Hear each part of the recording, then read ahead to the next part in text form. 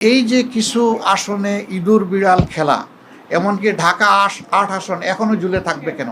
এখন পর্যন্ত বেশ কিছু আসনে আমাদের জানা মতো আমরা এগিয়ে আছি এবং গণনাও কমপ্লিট, কিন্তু স্থানীয়ভাবে যারা রিটার্নিং অফিসার আছেন তারা ঘোষণা দিচ্ছেন না, ঝুলিয়ে রেখেছেন। তা আমরা বুঝতে পারছি না এটা কেন। মাঝখানে আবার ওয়েবসাইটে হঠাৎ করে দেখা গেল যে কে কতটা আসন পেয়েছে সেইটা দেওয়া হলো, মাঝখান থেকে উদাও হয়ে গেল, আবার নাই। আমাদের লোকদেরকে বসিয়ে রাখা হলো দীর্ঘ সময়। এই একটু আগে ওনারা একদম প্রথম পর্যায়ে 10টা 12টা কেন্দ্রের যে ফলাফল সেগুলা ঘোষণা করা শুরু করেছে, সেটা আবার বেসরকারি।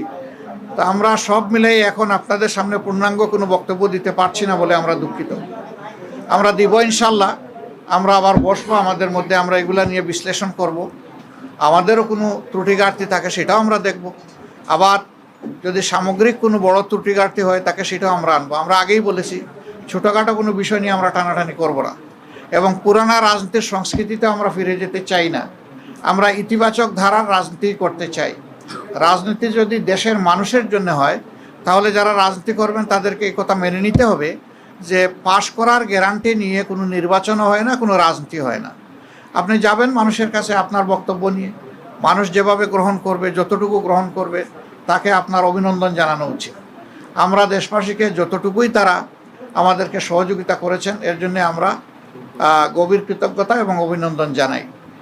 আর আমরা আশা করছি যে খুব দ্রুতই সরকার তার অফিসিয়াল রেজাল্ট পাবলিশ করার সাথে সাথে আমরা আবার আপনাদেরকে কষ্ট দেব। তখন আমরা আমাদের চূড়ান্ত দৃষ্টিভঙ্গি জাতিকেও জানিয়ে দেব, আপনাদেরকেও জানিয়ে দেব। তবে আপনারা আশ্বস্ত থাকতে পারেন যে আমাদের দৃষ্টিভঙ্গি হবে ইতিবাচক ধারার রাজনীতি, কল্যাণ ধারার রাজনীতি, মানুষের জন্য রাজনীতি, দলের জন্য রাজনীতি নয়। আমরা বিরোধিতার জন্য বিরোধিতা, ওই রাজনীতি আমরা করব না।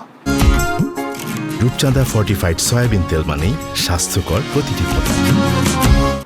আমরা কোরআনের একটা মূলনীতি আছে, তাওয়ানু আলাল বিররি ওয়াত তাকওয়া ওয়ালা তাওয়ানু আলাল ইসমি ওয়াল উদওয়ান, যে তোমরা ভালো কাজে সহযোগিতা করো, আর কাজটা যদি মন্দ হয়, অকল্যাণকর হয়, তাহলে তোমরা তার বিরোধিতা করো অথবা তোমরা সহযোগিতা থেকে বিরত থাকো। আমাদের মূলনীতি মূলত ওটাই হবে, ভালো কাজে সহযোগিতা থাকবে, মন্দ কাজ যেটা সেটা স্বাভাবিকভাবেই জনগণের অধিকার রক্ষার জন্য আমাদেরকে কথা বলতে হবে। আর আমরা আশা করছি যে বিস্তারিত খুঁটিনাটি বিষয়গুলো আমরা কালকের মধ্যে বা পরশু দিনের মধ্যে হয়তো বা পেয়ে যাব। এ সময়ের ভিতরে সরকারও নির্বাচন কমিশন আশ্বস্ত করেছে যে তারা 13 তারিখের ভিতরে রেজাল্ট দিবেন। আমরা সেটা দেখার অপেক্ষায় আছি, তারা দেন কিনা। যদি দিয়ে থাকেন ভালো, না দিয়ে থাকলে আমরা সঙ্গত সীমা পর্যন্ত অপেক্ষা করব। কিন্তু এই যে কিছু আসনে ইঁদুর বিড়াল খেলা, এমনকি ঢাকা 8 আসন এখনো ঝুলে থাকবে কেন? সেখানে কি হচ্ছে এটা আপনারা সাংবাদিকরা জানেন। এই বিষয়গুলো কিন্তু সুস্থ ধারার রাজনীতির পরিচয় বহন করে না, এগুলো অসুস্থ ধারার রাজনীতি।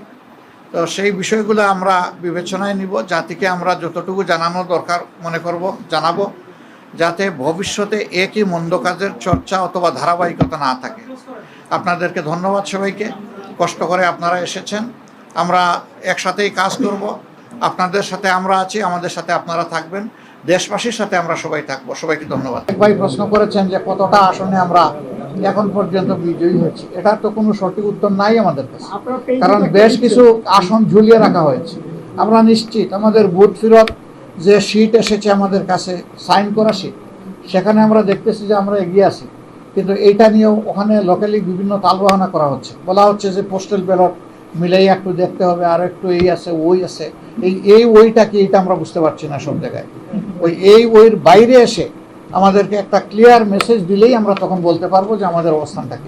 অনেক কিছু তো হয়েছে, অনেক কিছু হয়েছে, কিন্তু এখনই আমরা এই ব্যাপারে কোনো কিছু বলতে চাচ্ছি না।